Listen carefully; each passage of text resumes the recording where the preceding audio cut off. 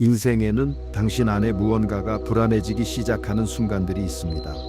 두려움도 아니고 슬픔도 아니죠. 설명하기 어려운 느낌이죠.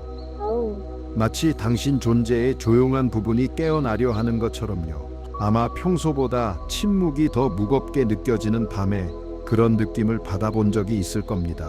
당신의 삶을 돌아보며 무언가 더 있다는 걸 느낄 때 아직 이해하지 못한 무언가 말이죠. 이제 당신께 묻고 싶습니다.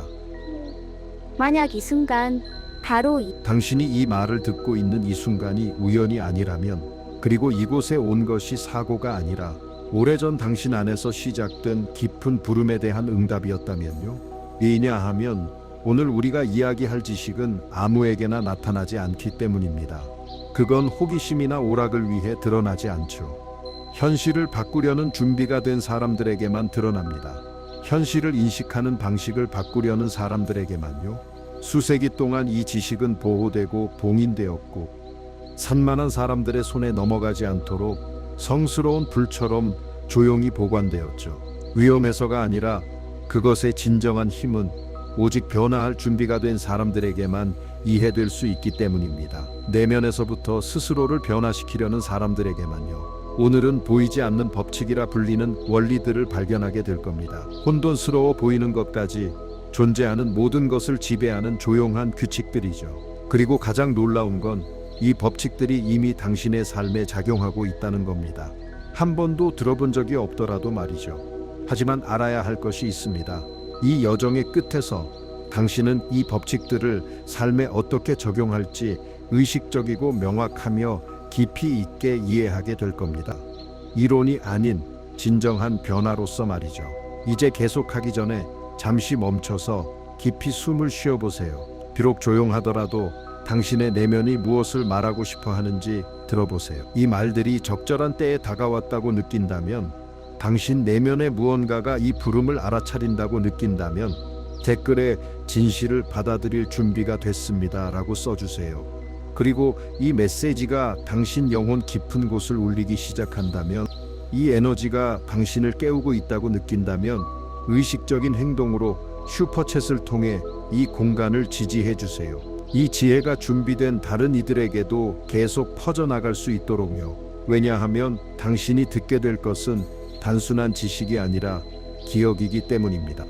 당신 안에 살아있는 오래된 기억이죠. 현대 서적이 존재하기 훨씬 전부터, 과학이 그들의 도구와 공식으로 보이지 않는 것을 측정하려 하기 전부터, 심지어 세계의 주요 종교들이 오늘날 우리가 아는 형태를 띠기 전부터 한 가지 종류의 지식이 존재했습니다. 그것은 자유롭게 유통되지 않았고 공공광장에서 가르쳐지지도 않았으며 토론되지도 않았습니다. 시장에서도 논의되지 않았고 단순히 호기심 있는 사람이라면 누구에게나 열려 있지 않았습니다. 이 지식은 특정 장소, 아주 명확한 의도로 지어진 공간, 즉 숭배의 사원이 아닌 인문의 사원에 있었습니다. 그리고 그 모든 전통의 중심에는 항상 존경과 경외심을 담아 발음되던 이름이 있었습니다.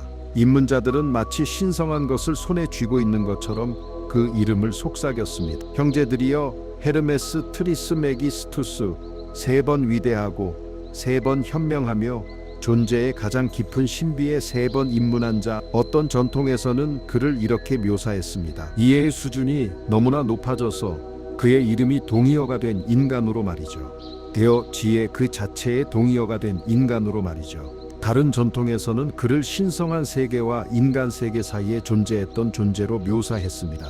보이는 것과 보이지 않는 것 사이의 다리, 그리고 메신저로서 더 높은 차원에서 인류가 필요로 하는 지식을 가져다 주었습니다. 자신의 망각의 어둠 속에서 완전히 길을 잃지 않도록 말이죠. 모든 이야기가 공통적으로 가지고 있는 것, 이것입니다. 그의 지식은 책이나 인간 스승에게서 온 것이 아니라 바로 모든 수준에서 존재를 지배하는 법칙을 직접적이고 깊이 지속적으로 관찰한 결과였습니다. 그의 모든 수준에서 말이죠. 헤르메스는 마치 물체를 관찰하듯이 외부에서 현실을 연구하지 않았습니다. 그는 현실을 안에서부터 관찰하는 것과 교감하여 관찰자와 대상의 구분이 사라질 때까지, 관찰자와 관찰 대상의 구분이 사라집니다. 그 교감 상태에서 그가 발견한 것은 너무나도 정확하고 우아하며 완벽하게 일관성이 있어 인간의 상상력으로는 만들어낼 수 없는 것이었습니다. 그것은 우주의 언어였습니다. 그것은 존재하는 모든 것을 지탱하는 코드였습니다. 고대 이집트 땅, 사막과 침묵에 둘러싸여 있었고 이름 모를 감정을 느끼지 않고는 바라볼 수 없을 정도로 별이 가득한 밤하늘 아래 공식 역사가 이제 막 인정하기 시작한 교육센터들이 존재했습니다. 그곳은 대중에게 개방된 장소가 아니었고 집단적인 헌신이나 눈에 보이는 의식을 위한 공간도 아니었습니다. 어떤 여행자라도 목격할 수 있는 곳이 아니었습니다. 급진적인 변화의 공간이었죠. 한 사람으로 들어간 사람이 다른 존재로 나오는 곳이었습니다. 겉모습이 다른 것이 아니라 이해가 다르고 현실을 인식하는 방식이 달랐습니다. 그곳에 들어간 사람들은, 이 센터에 들어간 사람들은 오늘날 우리가 입문식이라고 부를 만한 과정을 거쳤지만 그 맥락에서는 상징적인 죽음과 그에 이은 부활에 더 가까웠습니다. 그들은 가장 깊은 두려움, 가장 뿌리 깊은 환상, 가장 확고한 확신에 직면하게 했습니다. 그리고 그 모든 것이 무너지는 과정을 통해 그들은 어떤 책으로도 배울 수 없었던 것을 발견했습니다. 개성 뒤에, 개인적인 역사 뒤에, 두려움과 집착 뒤에 온전히 남아있는 무언가가 있다는 것을요. 그것은 육체처럼 태어난 적이 없었기에 파괴될 수 없는 것이었습니다. 그것은 순수한 의식이었고 그것을 개념이 아닌 직접적인 경험으로 인식하는 것이 모든 헤르메스 가르침의 진정한 목적이었습니다. 수세기 동안 이 지식은 진정으로 가치 있는 것이 살아남을 수 있는 유일한 방식으로 전해져 왔습니다.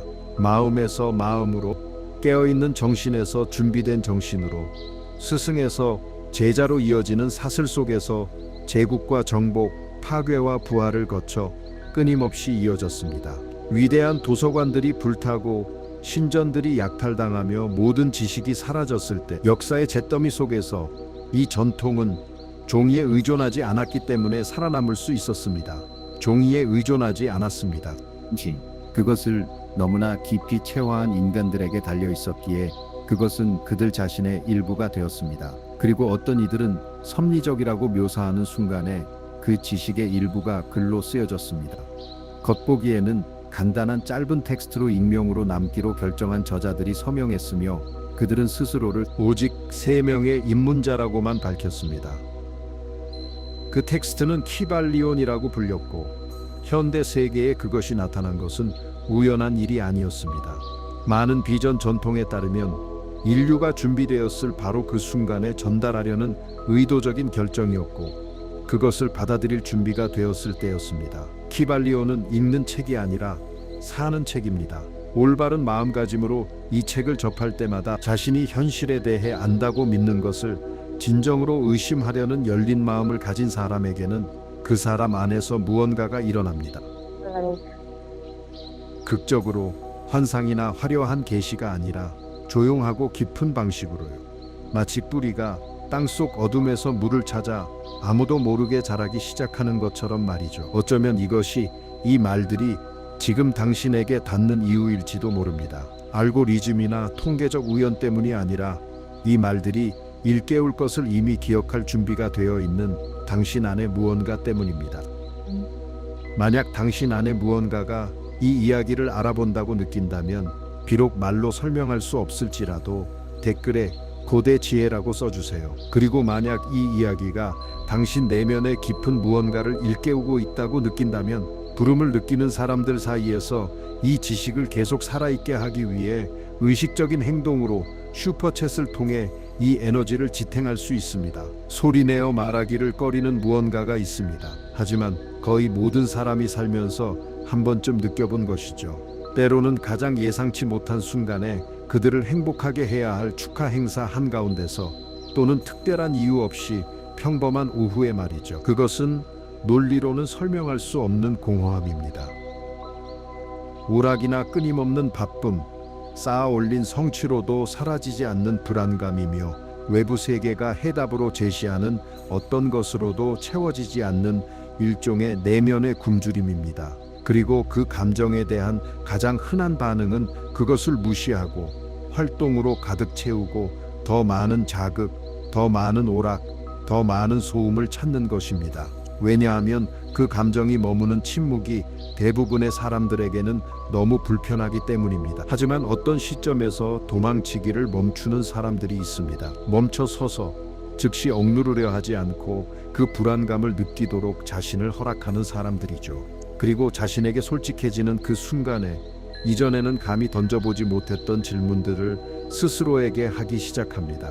예를 들어, 왜 행복해지기 위해 필요한 모든 것을 가졌다고 생각하는데도 여전히 무언가 부족한 걸까? 아니면 왜 나는 관계에서, 직장에서, 같은 종류의 상황에 반응하는 방식에서 똑같은 패턴을 계속 반복하는 걸까? 아니면 왜 내 삶의 특정 영역에 쏟는 노력이 어떤 합리적인 논리로도 기대할 수 있는 결과를 만들어내지 못하는 걸까? 이러한 질문들은 나약함의 신호도, 배은망덕함의 신호도, 약물 치료가 필요한 어떤 장애의 신호도 아닙니다. 그것은 명료함의 신호입니다. 조건화된 마음이 답할 수 없는 질문을 영원히 던지는 것입니다. 잘못된 곳에서 답을 찾도록 훈련받았기 때문이죠. 실의 영적 문제의 근원은 일반적인 의미의 악이나 무지가 아닙니다. 그것은 더 미묘하고 심오한 것입니다. 바로 단절이죠. 이 단절은 여러 세대 전부터 시작되어 기술, 속도, 끊임없는 자극, 그리고 인간을 경제적 생물학적 차원으로만 축소하고 본성의 가장 본질적인 차원을 완전히 무시하는 이데올로기가 더해질수록 심화되어 왔습니다. 헤르메스주의는 이것을 법 밖에서 사는 것이라고 부릅니다. 도덕적 의미가 아니라 우주적 의미에서 말이죠. 인간이 현실을 지배하는 법칙을 이해하지 못하고 살아갈 때, 의식에서가 아니라 반응적으로 행동할 때, 이해에서가 아니라 두려움에서 결정을 내릴 때 필연적으로 끊임없는 저항을 경험하게 됩니다. 삶이 매 순간 마찰을 일으키고 노력이 기대한 만큼 성과를 내지 못하며 주기가 반복되지만 아무것도 진정으로 변하지 않는다는 느낌, 그리고 그 저항은 삶이 불공평하다는 신호가 아닙니다. 그것은 존재를 지탱하는 자연의 법칙에 역행하고 있다는 신호입니다.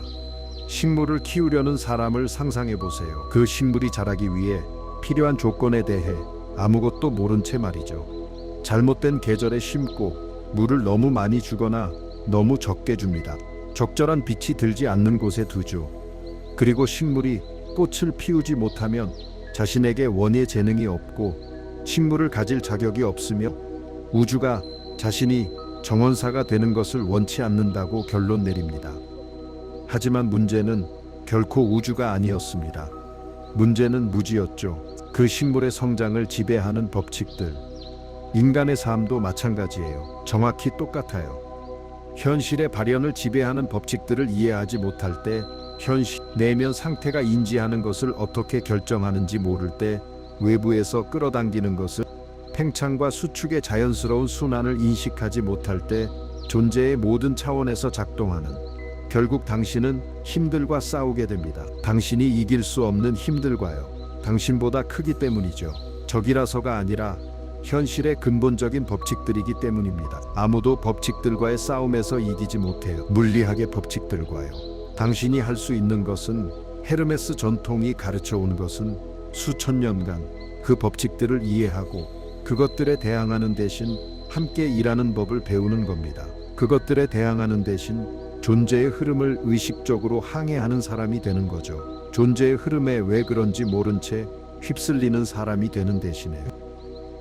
그리고 그 과정은 이해, 우주적 무지에서 작동적 의식으로 나아가는 그 과정이 바로 전통에서, 헤르메스 전통에서 입문자의 길이라고 불립니다. 소수의 선택된 자들만을 위한 길이 아니에요. 첫걸음을 내딛기로 결정한 모든 인간에게 열려있는 길입니다. 그 첫걸음은 극적이지 않아요. 외부적인 것을 포기하거나 특정 생활 방식을 채택할 필요가 없습니다.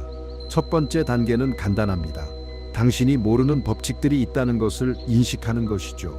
그리고 그 법칙들이 바로 지금 당신의 삶에서 작동하고 있다는 것을요. 당신이 알든 모르든 동의하든 안 하든 말이죠. 이 말이 당신이 느꼈던 것을 설명하고 당신의 삶이 왜 반복되는 주기로 움직이는지 궁금해한 적이 있다면 댓글에 치유를 위해 나의 단절을 인식합니다 라고 써주세요.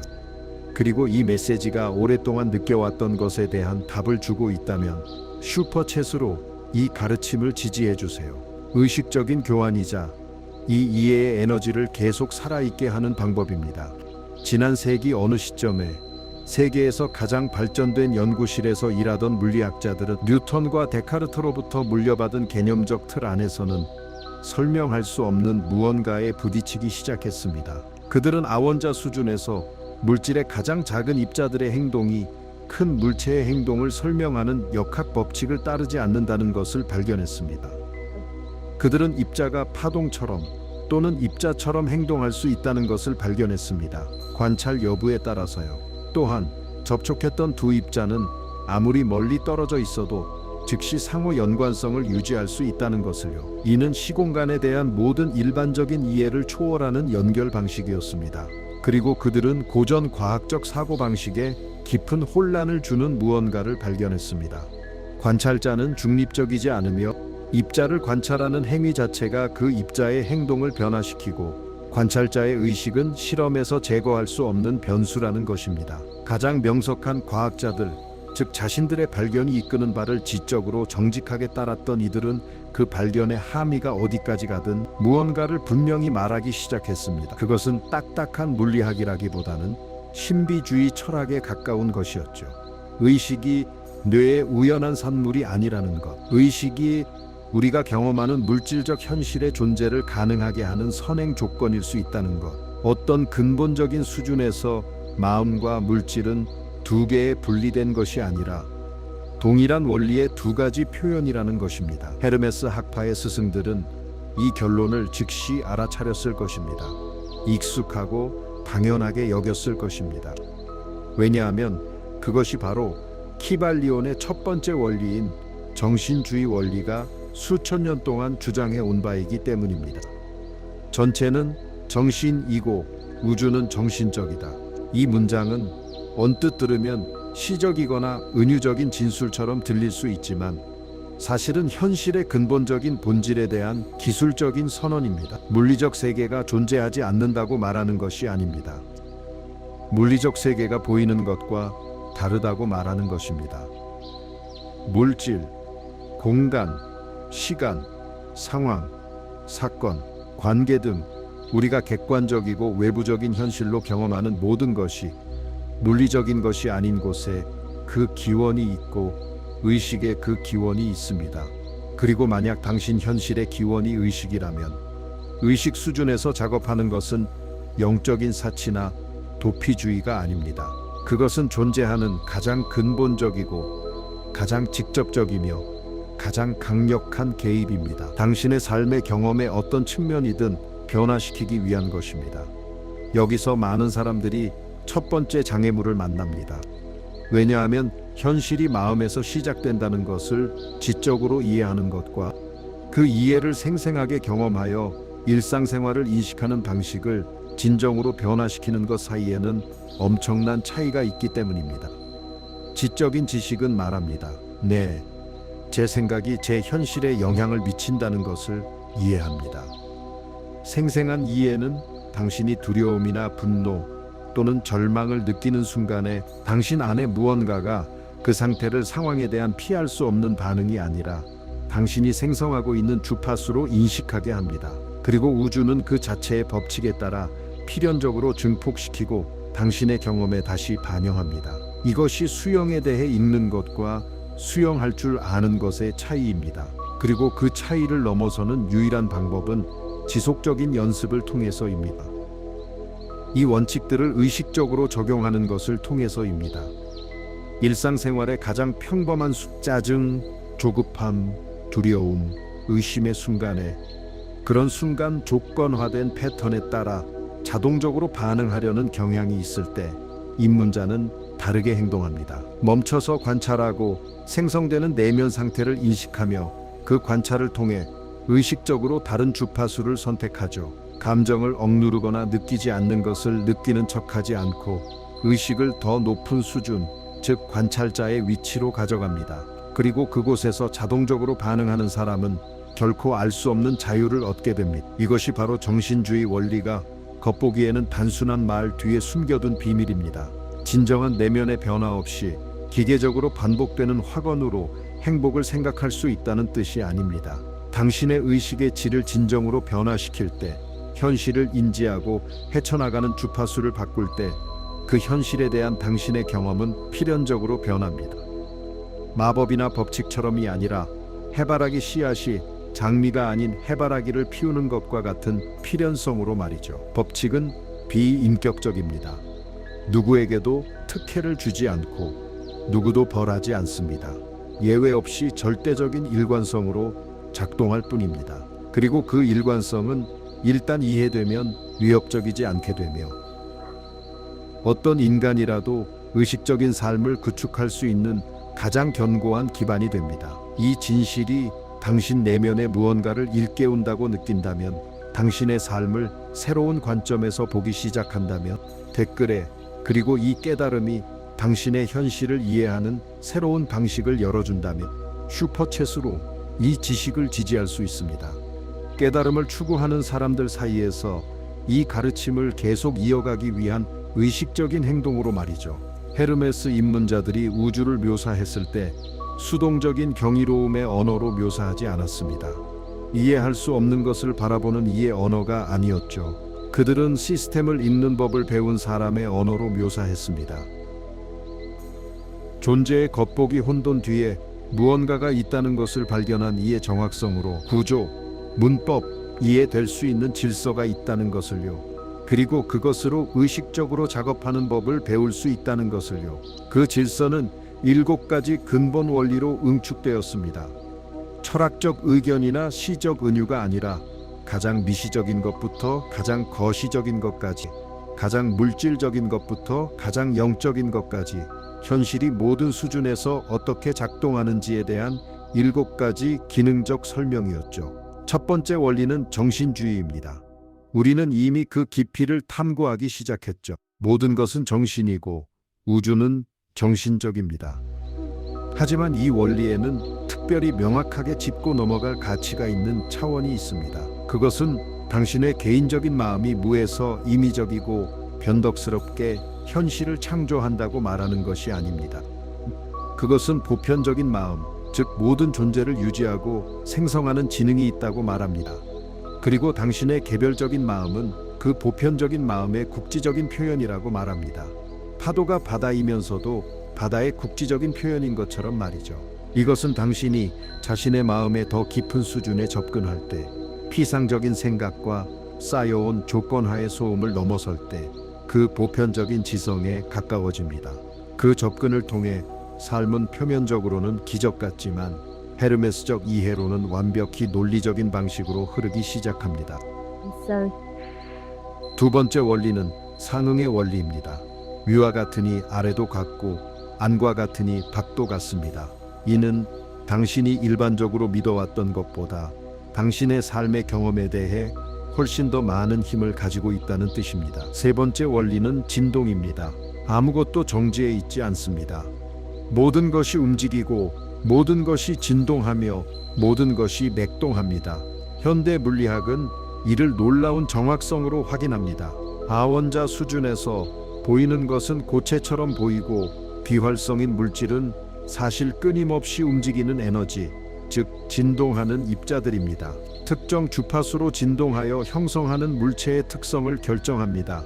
하지만 진동은 물리적 수준에만 국한되지 않습니다. 당신의 생각도 진동하고 감정도 진동하며 당신이 말하는 단어들도 진동하고 당신의 주의력의 질도 진동합니다. 그리고 이 원리에 따르면 유사한 진동은 자석이 금속을 끌어당기는 것과 같은 필연성으로 서로를 끌어당깁니다. 이것은 대부분의 사람들이 삶에서 관찰했지만 말로 표현할 수 없었던 것을 설명합니다. 어떤 사람들은 특정 상황과 관계를 꾸준히 끌어당기는 반면 다른 사람들은 완전히 다른 유형을 꾸준히 끌어당기는 것처럼 보인다는 것입니다. 그것은 운이 아니라 진동 공명입니다. 네 번째 원리는 양극성입니다.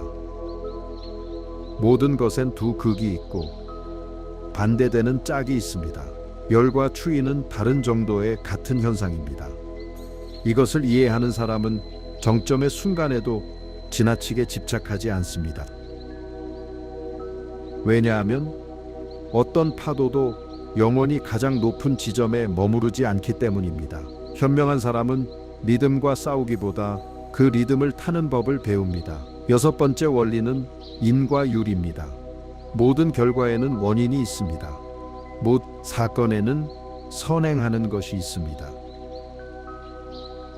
원인 없이 발생하는 의미의 우연은 없습니다. 우리가 우연이라고 부르는 것은 우리가 아직 파악하지 못한 원인에 붙인 이름일 뿐입니다. 이 원리는 희생자라는 입장을 근본적으로 없앱니다. 왜냐하면 당신이 경험하는 모든 것은 심어진 원인의 결과임을 명확히 하기 때문입니다. 의식적으로든 무의식적으로든 당신이나 당신 이전의 사람들에 의해 말이죠. 그리고 당신 이전 원인의 결과라면 미래 효과의 원인이기도 합니다.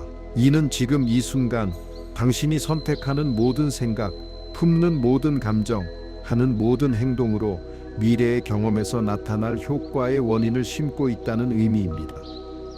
일곱 번째 원리는 성별입니다. 모든 것에는 남성적 원리와 여성적 원리가 있습니다. 생물학적인 의미가 아니라 에너지적인 의미에서요. 남성 원리는 능동적인 힘, 의지, 방향, 추진력입니다. 여성 원리는 수용적인 힘, 직관, 잉태, 양육입니다. 인간의 마음에서 남성 원리는 분석하고 결정하는 의식적이고 객관적인 마음입니다. 여성 원리는 인상을 받아들여 물질적인 현실로 바꾸는 주관적이고 무의식적인 마음입니다. 이 두 원리가 조화롭게 작동할 때 의식적인 의지가 올바른 주파수로 올바른 씨앗을 주관적인 마음에 각인시킬 때 현실 창조 과정은 놀라운 효율성으로 작동합니다. 그들이 갈등할 때 의식적인 마음이 한 가지를 원하지만 무의식적인 마음이 모순된 신념으로 가득 차 있을 때 발현은 불규칙하고 일관성 없고 좌절감을 줍니다. 이 일곱 가지 원리는 서로 독립적이지 않고 일곱 가지 다른 각도에서 본 같은 현실의 측면입니다. 그리고 당신의 삶에서 그것들이 작동하는 것을 보기 시작할 때 감정 상태에서 리듬을, 관계에서 상을, 주의력의 질에서 진동을, 반복적인 패턴에서 인과관계를 인식하기 시작할 때 근본적으로 무언가가 변합니다. 혼란스럽고 불공평한 미스터리가 아니게 됩니다. 이해하고 다루고 결국에는 숙달할 수 있는 시스템이 됩니다. 이 법칙들이 당신 안에서 공명한다고 마치 이전에 들어본 적이 있는 것처럼 느껴진다면 댓글에 저는 우주의 법칙을 받아들입니다 라고 써주세요. 그리고 이 지식이 당신의 마음속에서 무언가를 정리하기 시작한다면 의식적인 에너지적 제스처로 슈퍼챗을 통해 이 가르침을 지지할 수 있습니다. 이 방송을 계속 이어가기 위해 이해를 구하는 분들을 위해서요.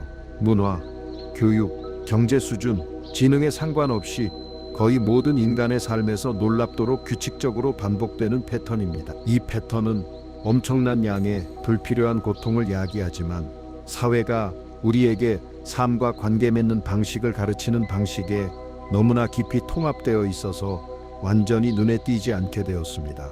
그래서 보이지 않게 된 거죠. 보이는 그 패턴은 존재하는 것에 대한 끊임없는 전쟁이며 영구적인 저항입니다. 존재의 자연스러운 흐름에 대한 저항, 무의식적이지만 완전히 보편화된 믿음입니다. 모든 것이 지금과는 달라야 한다는, 삶이 따라야 한다는 믿음이죠. 더 예측 가능하고, 더 편안하고, 더 통제 가능한 길을 따라야 하며, 그렇지 않을 때는 뭔가 근본적으로 잘못되었다는 거죠. 헤르메스 입문자가 이 패턴을 관찰할 때 다섯 번째 원리, 즉 리듬의 원리 관점에서 보면 그가 보는 것은 인류가 존재의 본질을 고쳐야 할 이상 현상으로 착각했다는 것입니다. 왜냐하면 리듬은 비인격적이기 때문입니다. 수축 단계에 대비했는지 신경 쓰지 않으며 당신의 허락을 기다리지 않고 밀물을 안으로 움직입니다. 지금이 좋은 시기가 아니라고 당신이 결정했다고 해서 멈추지 않습니다. 어둠이나 멈춤, 혹은 겉보기에는 후퇴하는 시기를 겪는 것이 말이죠. 리듬은 그저 움직일 뿐입니다. 그리고 그 움직임에 저항할 때, 모든 것이 확장 단계에 머물도록 강요하려 할 때, 리듬이 수축을 요구할 때 피할 수 없는 결과는 고통입니다. 우주가 당신을 괴롭히고 싶어서가 아니라 당신보다 무한히 큰 힘과 싸우는데 당신의 생명 에너지를 사용하고 있기 때문입니다. 손으로 밀물을 막으려는 것만큼이나 비효율적입니다. 그 저항에 소모되는 에너지는 주기를 현명하게 헤쳐나가는데 사용될 수 없는 에너지입니다.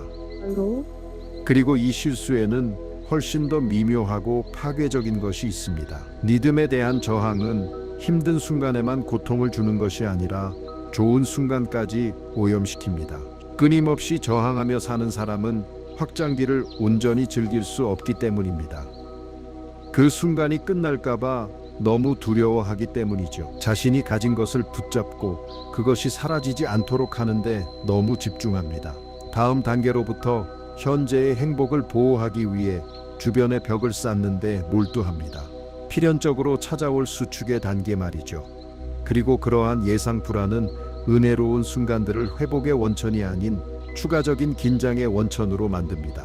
그리고 진정한 기쁨의 원천이 아닌 헤르메스 전통은 본능에 완전히 반하는 것을 가르칩니다. 일반적인 마음의 조건화된 본능에 반하는 것, 즉 인간의 정신적, 영적 건강은 측정되지 않는다는 것입니다. 항상 정상에 머무는 능력 때문이 아니라 의식적으로 흐르는 능력 때문에, 모든 순환의 상태를 통해 완전히 현재에 머무는 능력 때문에 집착 없이 확장을 경험하고 수축을 겪으면서도 자신을 동일시하지 않는 능력 때문에 그것이 영원한 형벌인 것처럼 여기지 않고 리듬의 각 단계에서 인식하는 능력 때문에 가장 어둡고 고통스러운 단계들을 포함하여 앞으로 나타날 것의 씨앗을 인식하는 능력 때문에 하나의 선사들이 이러한 의식적인 유동성 상태를 묘사하기 위해 사용하는 이미지가 있습니다. 존재의 순환과 함께하는 물에 비친 달의 이미지입니다. 바람이 호수 표면을 흔들면 달의 이미지는 조각나고 왜곡되고 사라지는 것처럼 보입니다. 하지만 달은 변하지 않았습니다. 단지 표면만 일시적으로 흔들렸을 뿐입니다. 일시적으로. 그리고 바람이 잦아들면 이미지는 온전하게 돌아옵니다. 리듬의 원리를 이해한 인간은 그 호수와 같습니다. 상황의 바람에 의해 흔들릴 수 있습니다. 내면의 평화와 명료함의 이미지를 일시적으로 왜곡하는 폭풍을 겪을 수 있습니다. 하지만 그 깊은 곳에는, 표면의 흔들림이 닿을 수 없는 더 깊은 수준에는 남아있는 무언가가 있습니다. 신물체, 폭풍이 지나갈 것을 아는 무언가가, 일시적인 흔들림을 영원한 현실과 혼동하지 않는 무언가가 그 깊이에 접근하는 법을 기르는 것은 어떤 인간이든 착수할 수 있는 가장 실용적이고 시급한 영적 작업입니다. 어려움 없는 삶을 보장해서가 아니라 어려움이 닥쳤을 때 그 어려움과의 관계를 근본적으로 변화시키기 때문입니다. 그리고 그 관계가 변할 때 이미 존재하는 것에 저항하며 생명 에너지를 낭비하는 대신 다가오는 것을 의식적으로 헤쳐나가는 데 에너지를 사용하기 시작하면 당신의 일상 경험의 질감이 변합니다. 이는 말로 설명하기 어렵지만 경험해 본 사람은 즉시 알아차릴 수 있죠. 만약 당신의 주기가 실패가 아니라 자연스러운 과정임을 이해하기 시작했다면 댓글에 나는 삶의 주기에 따라 흐른다고 써주세요. 그리고 이 이해가 당신의 내면의 평온을 가져다 준다면 이 메시지가 아직 자신이 실패하고 있다고 믿는 사람들에게 계속 전달될 수 있도록 의식적인 행동인 슈퍼챗으로 이 공간을 지지해 주세요. 실제로는 성장하고 있는데도 말이죠. 당신이 하려는 것은 운동이 아닙니다. 이완 운동도 아니고 스트레스 관리 기술도 아닙니다. 이것은 고대 헤르메스 학파의 입문자들이 현대 심리학이 이제 막 이해하기 시작한 명확성으로 이해했던 것입니다. 자신들의 언어로 표현하기 시작한 명확성으로 이해했던 것입니다. 인간은 의식적으로 각인할 능력이 있다는 것을요. 자신의 마음 가장 깊은 곳에 새로운 지시를 내릴 수 있으며 그 지시들이 충분한 일관성과 명확성으로 유지될 때 필연적으로 새로운 결과를 낳는 새로운 원인을 만들어낸다는 것입니다. 경험되는 현실에서 새로운 효과를 낳는다는 것입니다. 네. 이것이 바로 전통적인 헤르메스 학파가 정신 변환술이라고 불렀던 것의 기초이며, 이제 당신이 배울 이 수련은 어떤 외부적인 요소도 필요로 하지 않습니다. 양초나 수정, 특정 자세도 필요 없습니다. 특정 자세나 어떤 의식적인 환경도 필요 없습니다. 오직 당신의 진정한 존재와 명확한 의도를 가지고 내면으로 주의를 기울이려는 당신의 의지만 있으면 됩니다. 첫 번째 단계는 평범한 마음의 자동적인 움직임을 멈추는 겁니다. 억누르거나 강요하지 마세요. 멈추도록 강요하는 게 아니라 의도적인 멈춤을 위한 내면의 공간을 만드는 겁니다. 당신이 감독이라고 상상해 보세요. 평생 동안 감독 없이 스스로 촬영되어 온 영화의 감독이라고요. 카메라가 배우들을 반응적으로 따라다니는 영화요. 지금 이 순간 당신이 결정하는 겁니다. 카메라를 제어하는 것을요. 주의가 어디로 향할지 결정하고, 무엇을 프레임 안에 넣고 무엇을 프레임 밖으로 둘지 결정하는 겁니다. 처음에는 그것만 있으면 돼요. 그 결정만으로도 자동적인 흐름에 휩쓸리지 않고 감독이 되겠다는 그 결정만으로도요. 두 번째 단계는 판단 없는 관찰입니다. 관찰자의 위치를 취했다면 이제 당신의 마음속 내용을 알아차리기 시작하세요. 바꾸려 하지 않고 마음속 내용을요. 떠다니는 생각들, 과거 대화의 조각들, 미래에 대한 걱정, 판단들, 자신이나 타인에 대한 판단들 말이죠. 좋고 나쁨으로 평가하거나 아직 바꾸려 하지 마세요. 기차 창문 밖으로 하늘을 지나는 구름을 보듯이 똑같이 평온한 거리감을 가지고 바라보세요. 이 무심한 관찰은 그 자체로 엄청난 힘을 가진 행위입니다. 왜냐하면 생각에 휩쓸리지 않고 그것을 관찰할 수 있는 순간, 당신은 이전에는 존재하지 않았던 당신과 생각 사이의 거리를 만든 것이기 때문입니다. 그리고 그 거리가 바로 진정한 자유가 시작됩니다. 세 번째 단계는 밀교 언어로 우시아프이라고 불리는 것을 소개합니다. 정신적인 씨앗. 정신적인 씨앗은 당신이 키우고 싶은 특정 의식 상태를 말합니다.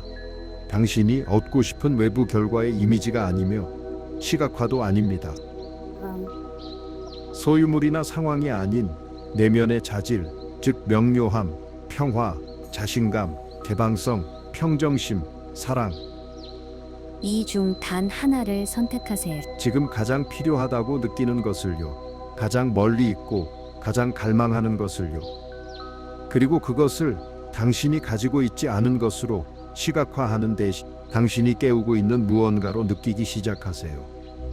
방돌상 그곳에 있었던 불씨처럼요. 재로 덮여 당신의 관심으로 다시 타오르기를 기다리는 불씨처럼요. 네 번째 단계는 지속적인 공명입니다.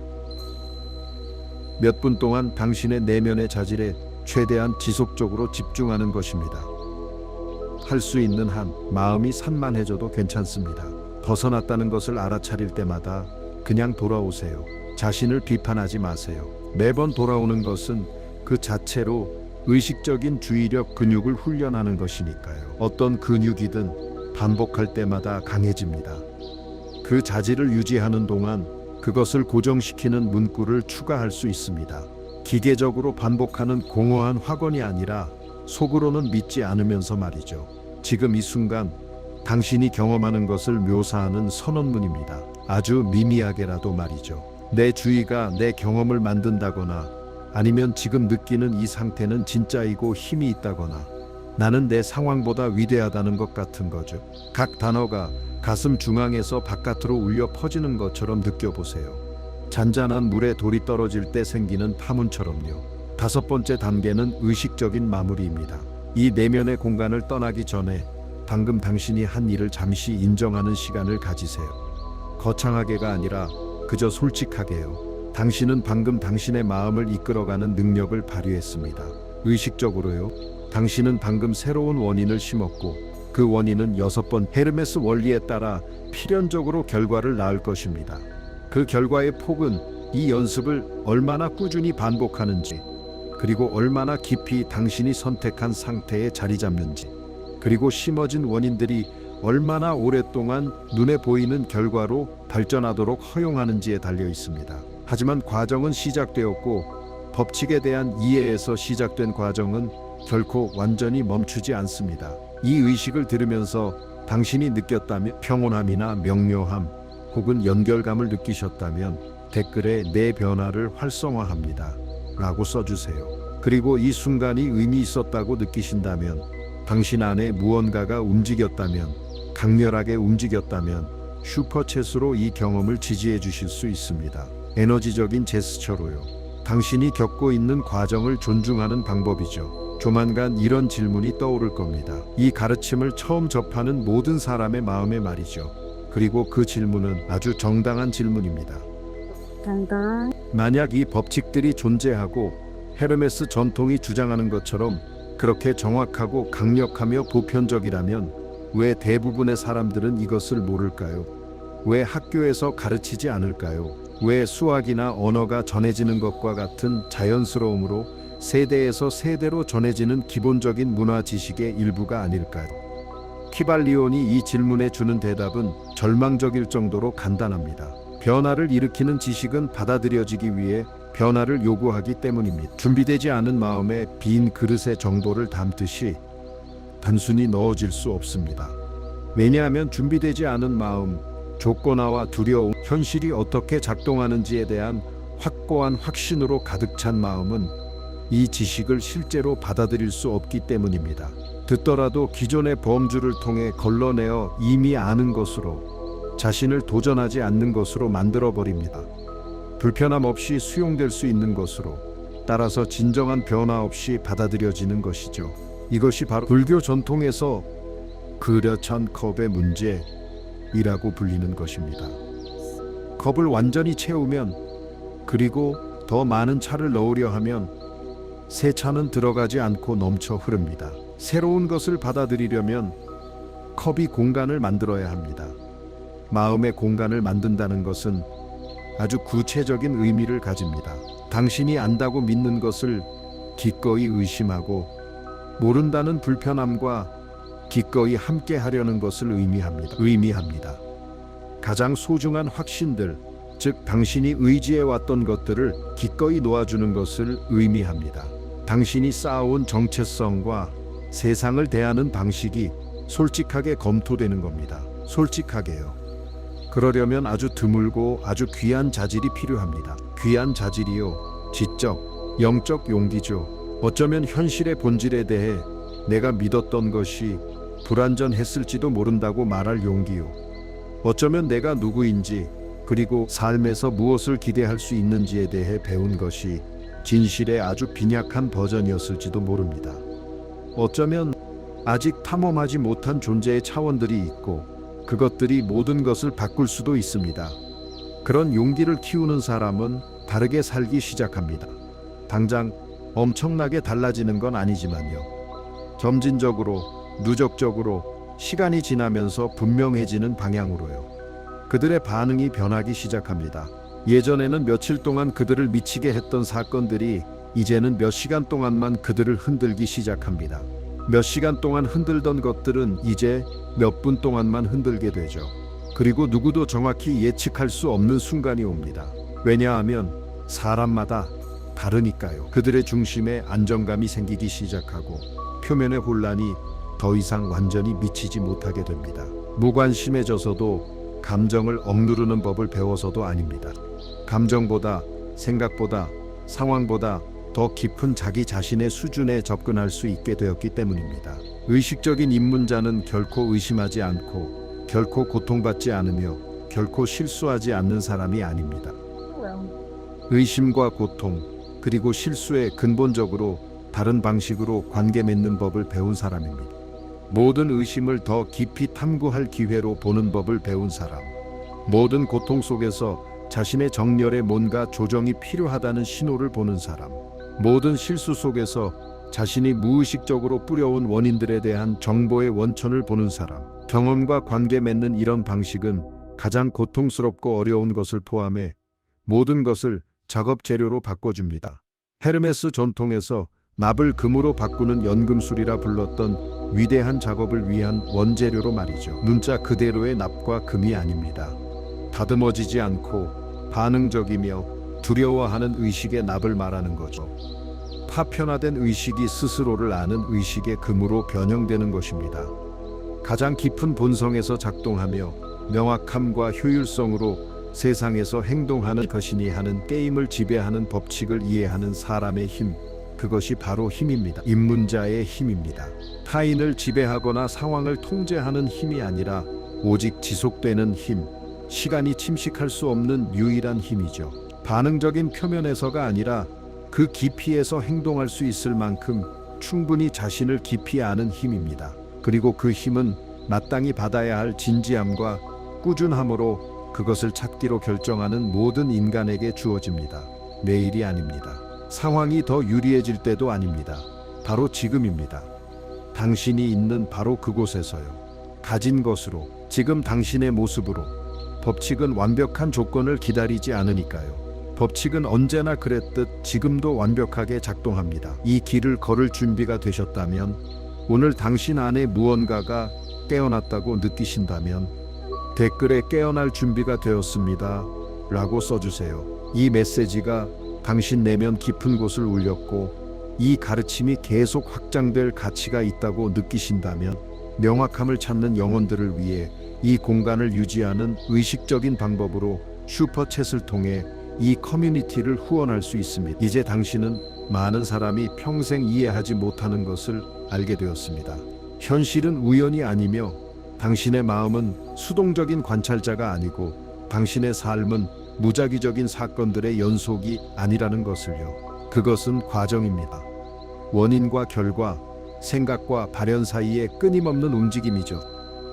당신이 선택하는 모든 생각, 당신이 품는 모든 감정, 당신이 반복하는 모든 행동은 당신 현실의 일부가 됩니다. 그것은 어려운 순간에도 당신에게 여전히 힘이 있다는 뜻입니다. 관찰할 힘, 선택할 힘, 변화시킬 힘입니다. 그리고 많은 사람이 함께 깨어날 때 놀라운 일이 일어납니다. 의식적인 공동체가 만들어집니다. 더 이상 두려움이 아닌 이해를 바탕으로 살아가는 사람들의 네트워크죠. 이 메시지가 당신에게 울림을 주었고 이 지식을 계속 탐구하고 싶다면 이 공간을 구독해 주세요. 자동적인 행동이 아니라 함께 깨어나고 있는 다른 영혼들과 함께 걷겠다는 의식적인 결정으로서요. 이 채널은 단순한 콘텐츠가 아닙니다. 무언가 더 발견되기를 기다리고 있다고 느끼는 사람들을 위한 만남의 장소입니다. 이 공간을 후원하고 싶으시다면, 이 지식에 감사함을 느끼신다면, 이 커뮤니티를 확장하려는 바람과 일치하는 부드럽고 의식적인 행동으로 슈퍼챗을 통해서도 할 수 있습니다. 이제 이 문구를 마음에 새기고 간직하세요. 현실은 마음에서 시작됩니다. 함께 변화시키세요. 의식, 그것이 바로 표식이고 상기시키는 것이며 당신 자신의 각성의 시작입니다.